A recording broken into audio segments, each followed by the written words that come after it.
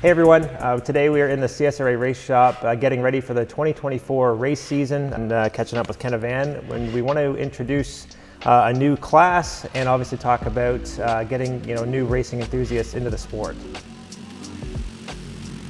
All right, Ken. Well, good to be here and connect with you. Obviously, it's it's exciting. Obviously, you're moving into the 30th year of CSRA. How's that feel?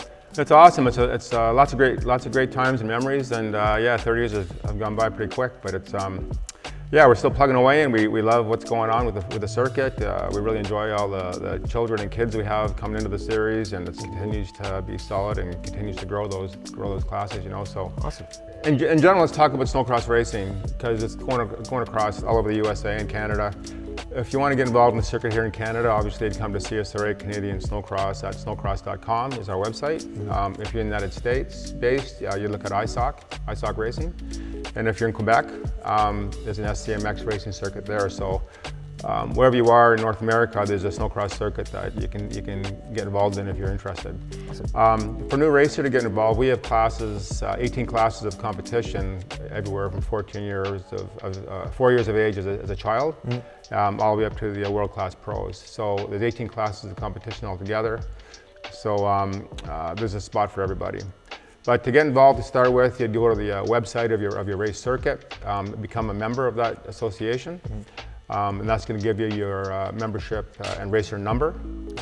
So that if you have a certain number you want to use, you can sign up and they'll try to give you that number if they can, if it's not already taken by somebody. So I guess for our new enthusiasts getting into it as well, how do they go about finding a snowmobile? I guess let's start off with a beginner class, let's say. So for the kids start racing at 4 years of age, and those kids, the 4, 5, and 6-year-old kids are racing on a 120cc box stock snowmobile that you can buy at any snowmobile dealership. Polaris, Arctic Cat, Yamaha, Skidoo, they all make a 120cc snowmobile similar to the machine we have behind us here. This is actually a 200. And the older kids, aged basically 6 to 12, can ride on a little 200cc sleds, the next size up. But those sleds are all available at the snowmobile dealerships. They have to stay stock. There's a few things you can change on them. The handlebars, you can change the shape of the handlebar. Some guys have risers on them and that type of thing. As long as it's a part that's available from the manufacturer, you can't cut them and weld your own handlebar up. So you can adjust handlebars in that sense. You can also adjust or change shock absorbers. If say it's a heavier kid, you want to go to a better shock, you can do that. The shock has to remain the same length. You can't go to a longer length. It has to be the same spec as far as length goes, but you can go to a better quality shock. The other thing you can change is the skis. You can go from the stock steel ski to like a CNA Pro plastic ski. They have those for the or composite ski. They have those for the kid sleds as well. It's a bit of a higher quality ski, and it's got the nice ski loop on the front that it meets all our safety standards. So awesome. That's some options. But that's really all they can do to the sled other than that. Okay. So now that we've kind of got once you've got the sled prepped, or pretty much like you said, it's bone stock. We've got some safety gear here. Talk to me a little bit about some of the requirements. I guess we need for that. So. The safety gear is important for the kids. Safety is #1 priority on our circuit. We want to keep the kids safe. We want to keep the adults safe. We want to keep everybody on, encompassed in the series safe as possible. So that's got to be the #1 priority. All the racers have to wear a tech vest. This is a small one, what a child would wear. A motocross type vest isn't any good because they don't protect. They don't come down your back far enough to protect your entire spine and your tailbone, where these do. These also, when they're connected together, they wrap right around your rib cage, so all your ribs are protected as well. And then it's got the shoulder pads up top that also protect your shoulder blade and everything else. So the only vest that you can use in snowcross racing, doesn't matter what the race circuit is, it's an international rule, is this type of a vest. Gotcha. So we suggest tech vest. Okay. So if I race like ISOC or something, it's all the same. Rule. Yeah. All the rules for snowcross racing are international in scope through ISR. So whether you're racing in Quebec, in Ontario, Michigan, Minneapolis, Minnesota, whatever, the rules are all the same. Gotcha. Okay. But so the tech vest is one item that the kids have to have. You can get those at Royal Distributing or right directly through Tech Rider. or your local snowmobile dealer would have, a lot of them will have the safety gear as well. Another thing they need to use is just a hockey type shin pad. This is actually a Fox motocross pad that the motocross kids would use. Same thing, it's for a tiny little guy, like maybe a 4 or 6 year old. Okay. But it just helps them if they bump their knees on the sled while they're during competition, or if another kid runs into them, it helps give their leg a little bit of protection. And then the most important thing is the helmet. You can't cheap out on the helmets. You want to have a good quality helmet on the child. So for snowcross racing, the helmet has to have a safety certification. Okay. So this helmet we have here is a 60 FXR helmet. This is top of the line. This is about as good as you're going to get. The pro motocross riders, the pro snowmobile racers will wear like a 6G type helmet like this. Okay. Or FXR has other helmets, but they have to have the safety certification label on the back of them. Gotcha. Okay, because so over the years, as a racer myself, is that I've seen different certifications. So I guess it maybe just help me kind of understand that there's a difference between DOT and SNEL approval, and how does that qualify a racer for the so the DOT is basically Department of Transportation. It doesn't necessarily mean it's a great quality helmet. It's just a helmet that has passed some kind of a certification. Okay. When you start getting into the higher performance machines and racing, you want to have a good quality helmet, so they have to meet a higher safety standard than DOT. So there's a SNEL approval, which is an American safety standard. So for racing, it would need to be a SNEL 2020 or newer. It'll say that right on the back of the helmet. And is the 2020, is that a manufactured date, or is that just happens to be an approval date? The approval date, okay. So it would be a late model helmet. Once helmets have reached 5 years of age, they need to be replaced. Okay. Because the composite material will get brittle with age, just like anything else does. Yep. So they want the helmet to be a fairly new helmet, 5 years or newer. Okay. The other safety standard that can be on it is ECE 22.05. Okay. That's a European safety standard. That's the most stringent safety standards that there are for helmets. Okay. So we encourage the parents buying helmets for the kids, look for that safety standard, because if you just show up with just a DOT helmet, it's not going to be approved to race. You get the 401 from somebody else. Okay, and then also too, I noticed in previous racing experience that we had orange on our helmets and stuff like that. Now we've got orange on our Tex vests now. Yes. Maybe tell me a little bit about. So in the past, the orange helmet rule came from oval racing on high-speed oval circuits when there was lots of in cold temperature snow dust, that type of thing. So they wanted everybody to wear a bright orange so you could see even in the snow dust, just like our safety standards for the road crews you see in the roads and highways and that type of thing. They've relieved that standard for helmets. It does not have to be orange anymore for a helmet. Okay. But we encourage people to use a helmet that has either a high-vis color on it, like yellow, or this green color, or orange.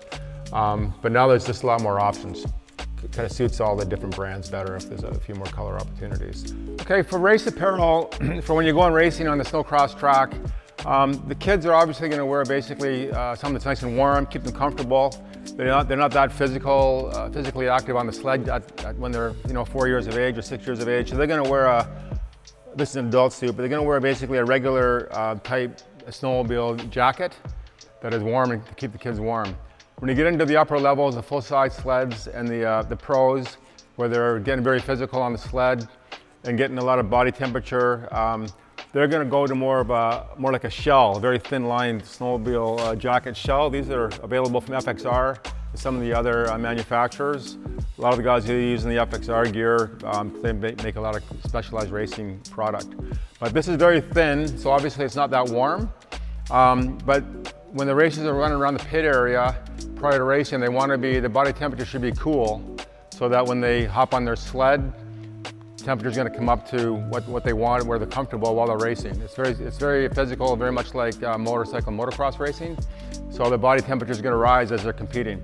When they come off, they still have the shell on, obviously, so they're going to go to their pit crew is going to grab them a pit coat, something like this, and they'll hand that to the racer as soon as he comes off the track. He's going to be all sweaty and hot.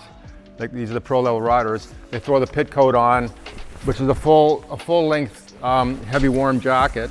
So they'll wear this, something like this, when they're running around the pit area prior to racing. They'll drop the coat, have this on underneath, and just hop on the sled. When they come off the sled, same thing. They get this handed to them. They're totally comfortable. These jackets are amazing. Most of the crew members will also wear a pit coat on the really cold days. It can be minus 30, minus 40, whatever. You're warm when you're wearing something like this. It just goes over top of all of your regular apparel. If you're wearing a snowmobile jacket already, that goes on top over everything. So that's basically what you're gonna wear when you're racing.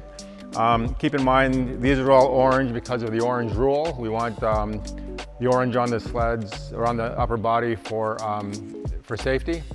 For the adults, they have to have 144 square inches front and back. And the kids should also have some orange on their jackets. If they don't have it enough, the tech vest will cover the orange rule for exposure of orange, and this can also be worn over top of your jacket.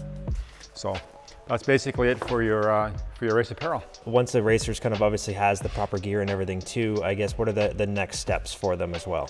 Well, so the next steps, when they've got all the gear now, they've got the machine, they found the sled. So now it's time to get to get some practice. If you can find someone who's got a practice track, or if you come to the races, we always have a practice day. Moving forward, we have practice on Fridays or Saturday morning. Okay. So the more practice time the kids can get, or the adults can get, the better. It's good to get used to the actual layout of the particular track each race weekend. So you can get there for the Friday and get practice. For the brand new racers that are there for the first time, it's great for them to come a bit early, so then they get to see the layout of what's going on with the race site grounds, get the sled safety inspected at the tech inspection area, just little things like that. As far as a sled like these new sleds that we have behind us, like a 200cc or a 120, they come basically from the dealer ready to roll right to the racetrack. You have to have a telecord kill switch, they have that. You have to have a thumb activated shut-off switch, they have that as well. And the standards for skis and everything else are already in place. So that sled can come from the dealership to the starting line as it is. Gotcha. Okay. With the exception of adding graphics for the race number on it and that type of thing. Gotcha. Okay. And then now, once for a beginner rider as well, obviously we really want to make sure that we help the beginners feel comfortable joining the series as well too. And I guess what are the key takeaways, I guess, in the CSRA circuit, and how do we make sure those riders are, welcomed and we can help them, develop the skill set and move up the ranks in different classes? Well, like I said, we have 18 classes, and you're starting at the smaller classes and working your way up as your skills develop and as you get older. But the great thing with our circuit, and most snowcross circuits, are the people that are already involved. Like at our events, you'll have 500 to 700 individuals that are affiliated with either being a racer or a race crew member. So those people are all interested in helping you out. So if you're a new racer, you can show up, and all you have to do is ask. You can ask the CSRA officials, or you can ask the racers or the crew members. They'll all take time to help you out. They want you to be involved, and they're all really good people. In addition to that, each of the manufacturers has a racing department, and you can connect to those racing departments once you get into the higher classes, and you can get the latest and greatest information from them directly if you're a member of one of the racing organizations or circuits. So you've got lots of opportunity to learn from the website as well. If you go to your circuit's website, for CSRA, you go to newsletter number 1, go to Racer Info, you'll have a down drop to newsletter number 1. That newsletter has all the basic info to get you started as well.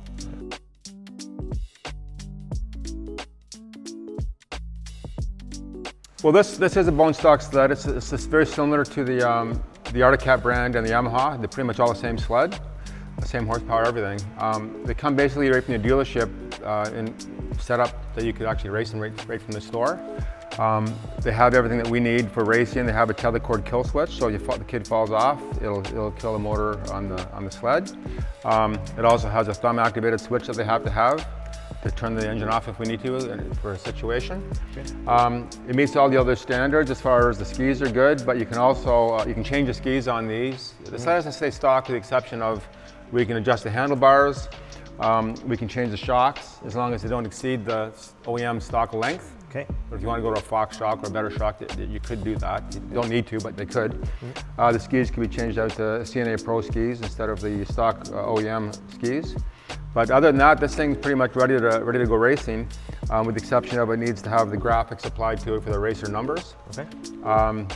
And then also the series sponsor decals, which you'll see Pennzoil, Ultimax belts, the CSRA on there as well, and Sunoco Race Wheels is also another one. But basically, we have all the series primary sponsors on all the race sleds for the whole series. Gotcha.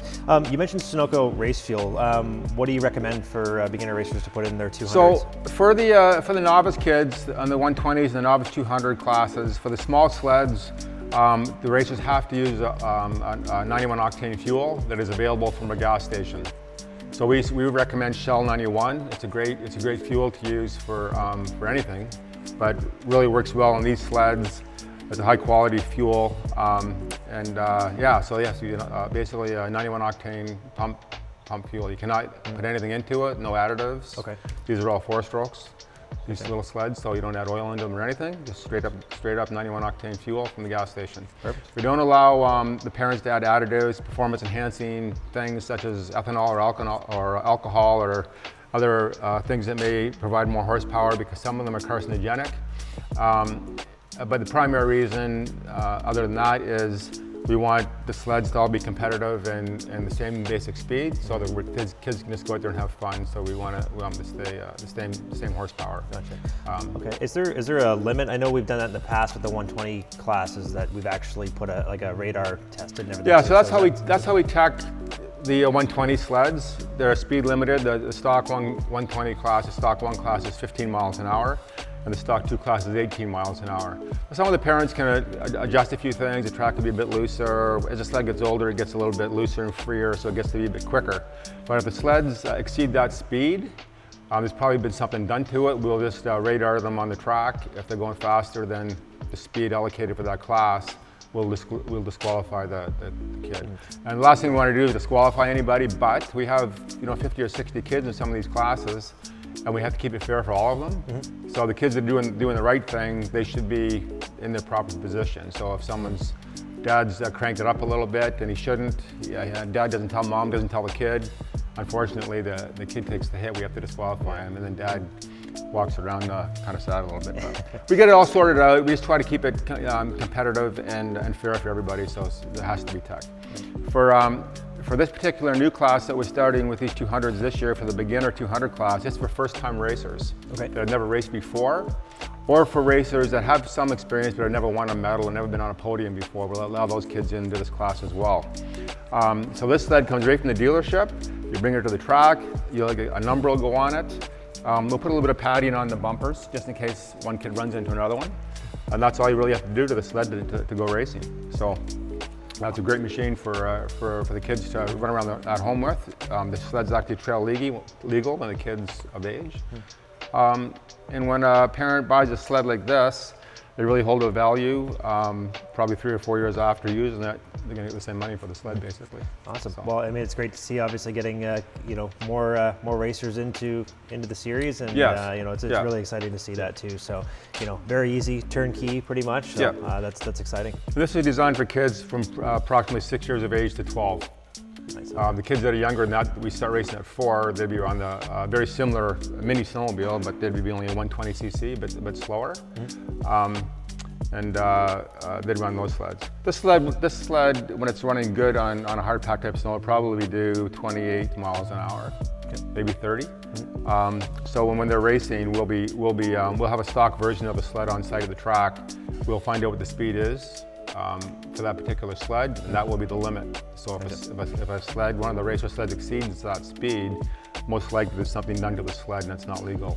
So they'll get disqualified for that one race, and then they'll have to get the thing sorted out before the race again. Gotcha.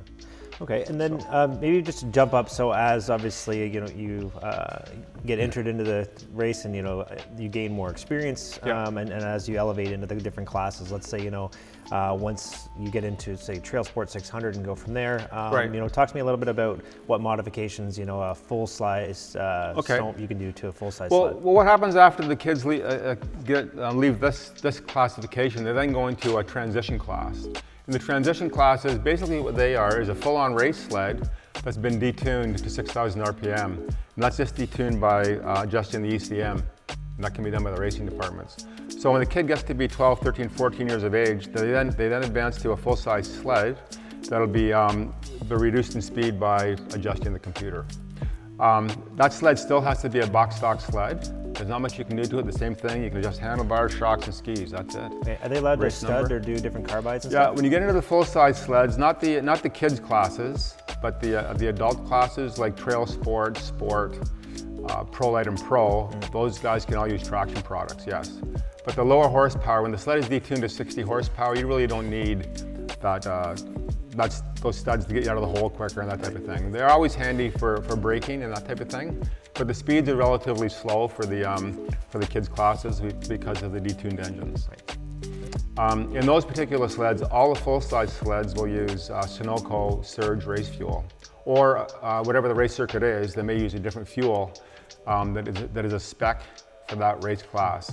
So these sleds have all been designed to race on, the full-size sleds have been designed to race through the racing departments and tested on like a 105 octane fuel that is, for the past few years, it's been Sunoco Surge. So that can be purchased at distributors for race fuel or from Royal Distributing, and some of the dealers also sell it. But that's the fuel they would use, and they have to use that specific fuel so everybody has basically the same horsepower. Awesome.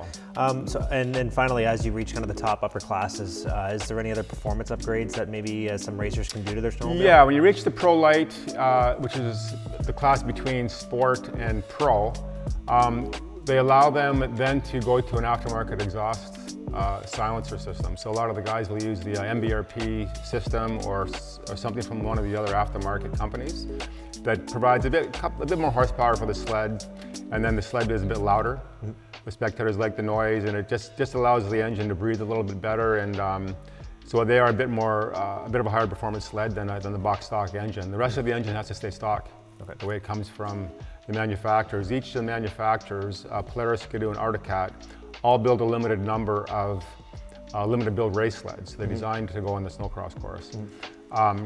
So those sleds are the ones that you'll see the Pro and Pro Light racers on. They'll use them for 1 year, and then those sleds will be sold, and then the kids will get those sleds the following year with a detuned kit on it.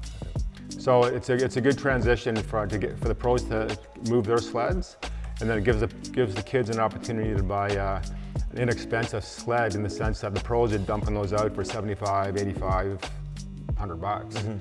And that sled will last the kid for 5 years, no problem, with nothing breaking. A child isn't going to hurt those things. So yeah, it's a great path for moving the sleds down to the kids, and allows them to get involved in racing on a real race sled, with just a little bit less horsepower. They're about 60 horsepower, where a true pro sled would be probably 125 to 140 in that range there for a 600cc sled. All of the full-size sleds in snowcross racing are 600cc. Okay. You can't show up with an 850. Unfortunately, they won't. There's a limit and it's for safety reasons, because the sleds are so fast now, and the suspension systems are so good that the lap times and with the jumps that these guys are doing, it's very much like a motocross bike. So they've limited the horsepower by limiting the CCs. But it's very competitive racing, as you know. So. Yeah, I mean, it's exciting to see the sport grow, and obviously kind of really making it easier, that barrier to entry, obviously easier for newcomers too. So, yeah. But the other thing it does, Jared, is it keeps what was happening in the pro level, and it happens in every pro level of racing, where you get the guys with the big money that can modify and get into carbon fiber and all kinds of engine mods. You get into a crazy dollar machine like $60,000, $70,000, $80,000, $100,000 piece that the average competitor cannot compete against. So we've changed the rules for even our pro classes, where they're using basically a production sled that everybody can get their hands on, and you can't do anything to it with the exception of minor changes. So it keeps the racing competitive, and it keeps the cost of racing down. And that's how we've had the longevity of even with the CSRA for 30 years now, and it's still going solid. So it's a great combination of basically intelligence from all the racing circuits working together to create something that allows the sport to last. Because you've seen the other types of racing, like the snowmobile, twin trackers, and oval racing, all go away because the cost just got too much and the average person couldn't afford it. Same thing with drag racing and some of these other smaller types of racing. Where snowcross is excelled because it relates to what sells to the public, and anybody can do it.